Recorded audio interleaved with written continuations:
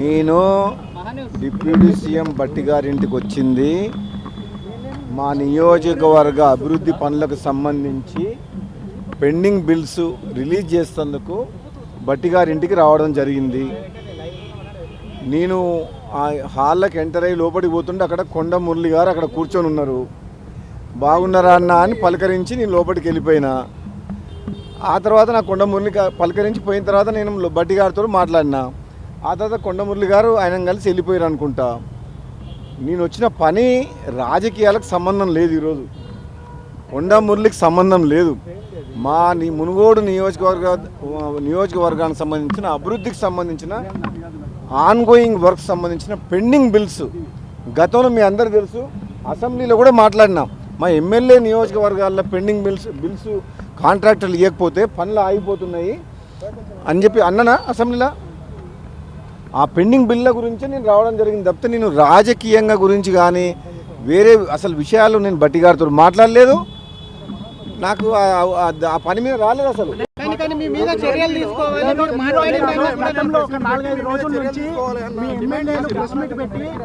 కొండా సురేఖను కొండా సుష్మితని రాజగోపాల్ రెడ్డిని కలిపి కూడా మీరు ఒక స్టోరీ ప్లే చేసిండ్రు. తెలంగాణపై ఒక మీడియా సంస్థ నెలకొల్పి తెలంగాణ లీడర్లను కంట్రోల్ చేయాలని మనం అనుకుంటుందా? అది మీ మూర్ఖత్వం. నాలాంటి వ్యక్తి మీద కథనం ప్రసారం చేయాలంటే 1కి 100 సార్లు ఆలోచించండి. ఏది పడితే అది కథనాలు పెడితే మర్యాద ఉండదు, మర్యాద దక్కదు కూడా అని చెప్తున్నా. మరోసారి నేను చెప్తున్నా, వినండి వినండి, నేను ఇక్కడ వినండి వినండి వినండి మీరు వినండి. మళ్ళీ ఒకసారి చెప్తున్నా, ఏదైనా ఆంధ్ర మీడియా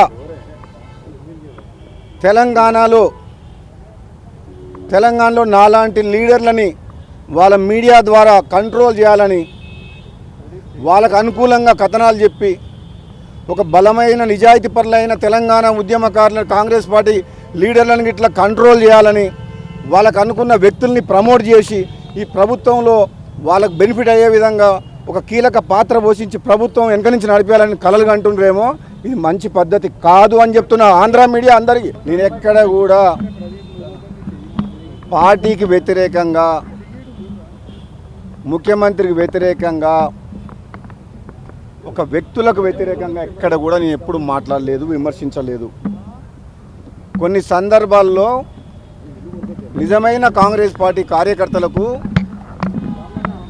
అక్కడక్కడ ఎన్నికలప్పుడు వచ్చిన ఇతర పార్టీ వచ్చిన వాళ్ళకు టికెట్లు ఇవ్వడం వల్ల గెలిచిన తర్వాత వాళ్ళు నిజమైన కార్యకర్తలకు, నిజమైన కాంగ్రెస్ పార్టీ గెలిపించిన కార్యకర్తలకు అన్యాయం చేస్తుండ్రు. వాళ్ళని కాపాడుకోవాల్సిన బాధ్యత కాంగ్రెస్ పార్టీ రాష్ట్ర నాయకత్వం మీద, నాలాంటి వ్యక్తుల మీద, అధిష్టానం మీద ఉంది అని చెప్పిన.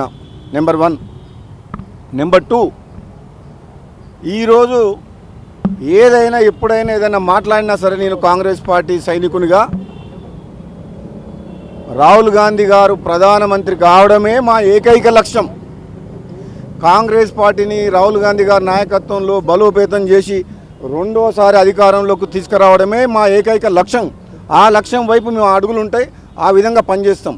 కొన్ని సందర్భాల్లో ఏదైనా మాట్లాడినా సరే అది పార్టీ బలోపేతం కోసమే మాట్లాడుతుంది తప్పితే పార్టీని బలహీనపరిచే విధంగా నేను ఎప్పుడు కూడా చేయను. నన్ను విమర్శించిన వ్యక్తులను కానీ, మీడియాకు కానీ ఎవరో ఏదో మాట్లాడినని చెప్పి దాని మీద నేను రియాక్ట్ కాదలుచుకోలే. నన్ను విమర్శించే వ్యక్తుల స్థాయి, ఎందుకు విమర్శిస్తున్నారో వాళ్ళే ఒకసారి ఆత్మవిమర్శ చేసుకోవాలి. నేను ఒక కాంగ్రెస్ పార్టీ సీనియర్ తెలంగాణ ఉద్యమంలో ఉన్న మనిషిని, ఒక ఎంపీగా, ఎమ్మెల్సీగా, ఎమ్మెల్యేగా 2 పర్యాయాలు పార్లమెంట్ ఇన్ఛార్జ్గా ఎంపీ అభ్యర్థులను గెలిపించిన వ్యక్తిని, కష్టకాలంలో టీఆర్ఎస్ పార్టీకి వ్యతిరేకంగా జిల్లా స్థానిక సంస్థలుగా ఎమ్మెల్సీగా పోరాటం చేసిన మనిషిని, 2018లో అతిరథ మహారథులు కాంగ్రెస్ పార్టీ ఓడిపోయినా సరే గెలిచిన ప్రజలు అభిమానించి ఓట్లేసి గెలిపించిన మునుగోడు ఎమ్మెల్యేని, తెలంగాణలో జరుగుతున్న అవినీతి మీద ప్రజాస్వామ్యాన్ని కూని చేసిన, ప్రతిపక్షం లేకుండా చేసిన కేసీఆర్కు వ్యతిరేకంగా సర్వస్వం ధారపోసి కొట్లాడిన వ్యక్తిని, నా గురించి మాట్లాడే వ్యక్తులు వాళ్ళు ఆత్మవిమర్శ చేసుకోవాలి రాజగోపాల్ రెడ్డి ఏందని. రాజగోపాల్ రెడ్డి ప్రతి క్షణం ప్రతి నిమిషం తెలంగాణ ప్రజల కోసం, పేద ప్రజల కోసం, నియోజకవర్గం తెలంగాణ అభివృద్ధి కోసం మాట్లాడే వ్యక్తిని, అవినీతి కోసం తాపత్రయ వ్యక్తిని, మానవతా దృక్పథంతో ఎంతోమంది వేల మందిని ప్రాణాలు కాపాడిన వ్యక్తిని. నా గురించి వాళ్ళు మాట్లాడిన వాళ్ళందరూ కూడా వాళ్ళ ఆత్మవిమర్శన చేసుకోవాలి తప్పితే ఎక్కడ కూడా నేను పార్టీకి వ్యతిరేకంగా వ్యక్తిగతంగా ముఖ్యమంత్రి కానీ పార్టీలు కానీ ఒక్కరి వ్యక్తిగతంగా కూడా నేను ఎవరిని విమర్శించలేదు. నేను వచ్చిన పని ఏంటంటే బట్టి గారికి మా నియోజకవర్గ అభివృద్ధి నిధుల గురించి వచ్చిన. తెలంగాణలో నిజమైన ఉద్యమకారులు, నిజాయితీ పరులు ఎంతోమంది ఉన్నారు. ఇతర పార్టీ నుంచి వచ్చిన ఎంతోమంది వ్యక్తులు ఉన్నతమైన స్థానంలో ఉండొచ్చు. అంత మాత్రాన నిజాయితీకి నిలుటద్దంలాగా ఉద్యమంలో పార్లమెంట్లో పోరాటం చేసి కొట్లాడిన వ్యక్తులం అసలైన కాంగ్రెస్ పార్టీ రక్తం మాది. మాలాంటి వ్యక్తులని కించపరిచే విధంగా మాలాంటి వ్యక్తులను మా క్యారెక్టర్ని దెబ్బతీసే విధంగా కథనాలు వస్తే మాత్రం బాగుండదు అని చెప్పి హెచ్చరిస్తున్నారు. వాళ్ళు చేసిన వ్యాఖ్యల్ని వాళ్ళు చాలా లోతుగా చర్చించి పీసీసీ ప్రెసిడెంట్కి రిపోర్ట్ ఇచ్చారు. పీసీసీ ప్రెసిడెంట్ అధిష్టానానికి రిపోర్ట్ పంపిస్తారు, వాళ్ళు సీనియర్ లీడర్లు కాబట్టి. అధిష్టానం నిర్ణయమే ఫైనల్ అని చెప్పి ముఖ్యమంత్రి రేవంత్ రెడ్డి గారు చెప్పిండ్రు. ఆయన మాటే నా మాట. ఇది ఎవరు మేము మాట్లాడేది కాదు, మేము కామెంట్ చేయకూడదు. ఇది జర్నలిస్టులు అంటే గౌరవం ఉంది, కానీ మీడియా ముసుగులో తెలంగాణలో మాలాంటి రాజకీయ నాయకుల్ని కించపరిచే విధంగా, మా వ్యక్తిత్వాన్ని దెబ్బతీసే విధంగా ఏదైనా ఆంధ్ర మీడియా ఛానళ్ళు వాళ్ళ మీడియా ముసుగులో మమ్మల్ని బలహీనపరిచే విధంగా ప్రయత్నం చేస్తే మాత్రం మంచిది కాదు అని ఎవరికి చెప్తున్నా అంటే, ఎవరైతే చేస్తారో అందరికి చెప్పట్లేదు.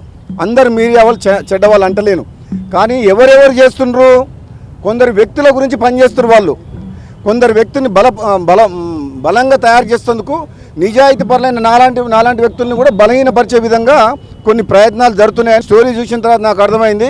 అందుకని చెప్తున్నా, చాలా కేర్ఫుల్గా ఉండండి. అలాంటి ఛానళ్ళు మాకు కావాలంటే 100 ఛానల్ పెట్టగలిగే శక్తి మాకుంది. తెలంగాణ కొట్లాడి సాధించుకున్నాం.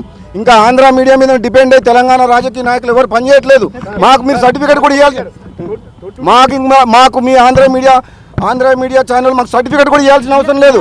మేము చెప్తున్నా, తెలంగాణ ఉద్యమంలో ఉన్న వాళ్ళ జోలికి ఎవరైనా వస్తే మేము బాగుండదని చెప్తున్నా. బీఆర్ఎస్ ఒక్కరే తెలంగాణ కోసం కొట్లాడలే, కాంగ్రెస్ పార్టీ ఎంపీగా నేను కూడా కొట్లాడినా.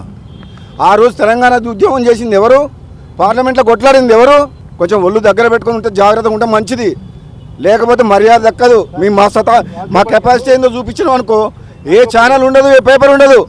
మేము ఏదైనా తప్పులు చేస్తే సరిదిద్దుకుంటాము, క్షమించండి తప్పులు జరిగినాయని చెప్పి స్వయాన రెవెన్యూ శాఖ మంత్రి పొంగులేటి శ్రీనివాసరెడ్డి గారు మీకు క్లారిటీ ఇచ్చిండ్రు.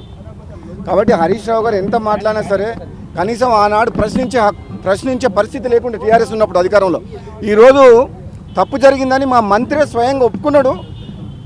భవిష్యత్తులో జరగకుండా చూస్తామని చెప్పిండు. ఇది ప్రజాప్రభుత్వం, ప్రజాపాలన. ముఖ్యమంత్రి రేవంత్ రెడ్డి గారి నాయకత్వంలో, రాహుల్ గాంధీ గారి నాయకత్వంలో మేము ఒక నియంతలాగా పరిపాలించుకోదలుచుకోలేదు. ప్రజల కోసము నిస్వార్థంగా నిజాయితీగా పనిచేయాలనుకుంటుంది ప్రభుత్వం. ఈ పేదల కోసమే పనిచేస్తాం. నేను చెప్తున్నా మీ అందరికీ కూడా, మేమందరం తెలంగాణ ఉద్యమంలో ఉన్నోళ్ళం. మా ఆత్మగౌరవం మాకు చాలా ఇంపార్టెంట్. మేము పదవుల కోసం అని చెప్పి మేము దిగజారాల్సిన అవసరం లేదు. నేను మాట్లాడిన తర్వాత కొన్ని లిబరల్ అయిపోతున్నాయి ఆ రూల్స్ కూడా. ఇందిరమ్మ ఇండ్ల విషయంలో నేను మాట్లాడిన తర్వాత కొన్ని రూల్స్ చాలా ఎక్కువ రూల్స్ పెట్టి రిలీవ్ ఇవ్వాలంటే కొన్ని సందర్భాల్లో మాట్లాడాల్సి వచ్చింది. మాట్లాడడం దాంతో కొన్ని లిబరల్ చేస్తుంది. అది పాజిటివ్ మాట్లాడితే అది నెగిటివ్ ఉండదు. దాంట్లో నేను ఎవరిని విమర్శించలేదు కూడా. నీకు నాకేమైనా ఇస్తావా, లేదంటే చేస్తావా, సాటిస్ఫై చేస్తావా? మీ విలేకరులు కొంతమంది లీడర్లని, జర్నలిస్టులందరికీ కూడా, మీడియా సోదరులందరికీ కూడా, ఎలక్ట్రానిక్ ప్రింట్ మీడియా సోదరులందరికీ కూడా, మీరు రాజకీయ నాయకుల్లో కొంతమందిని నిజాయితీగా పనిచేసే వాళ్లకు నష్టం చేసే విధంగా ఎటువంటి కథనాలు కానీ మీ టీవీ ఛానల్ రేటింగ్ కోసం అని చెప్పి, మసాలా కోసం అని చెప్పి దయచేసి ప్రసారాలు చేయొద్దు. నిజాయితీగా ప్రజల కోసం నిస్వార్థంగా పనిచేసే నిజాయితీ పరులను మీరు కాపాడాలి, వాళ్ళని గౌరవించాలి, వాళ్ళని ప్రమోట్ చేయాలని చెప్పి మీ మీడియా సంస్థలందరినీ కోరుకుంటున్నాం. అంతేగాని మంచి లీడర్లు నిస్వార్థంగా పనిచేసేటోళ్ళని మీరు అన్ని క్లిష్టమైన ప్రశ్నలు వేసి ఇరికించి ఏదో విధంగా ఇబ్బంది పెడితే మీకేదో లాభం అవుతుందని చెప్పి మీరు అనుకుంటారు. కానీ అది మీరు ఈ ప్రజలకు మా నాయకులకు మధ్య ప్రభుత్వం మీద వారధిగా పనిచేసి మాలాంటి వాళ్ళ వెంట ఉండి మాకు సపోర్ట్ చేయాలని కోరుకుంటున్నాను. Thank you.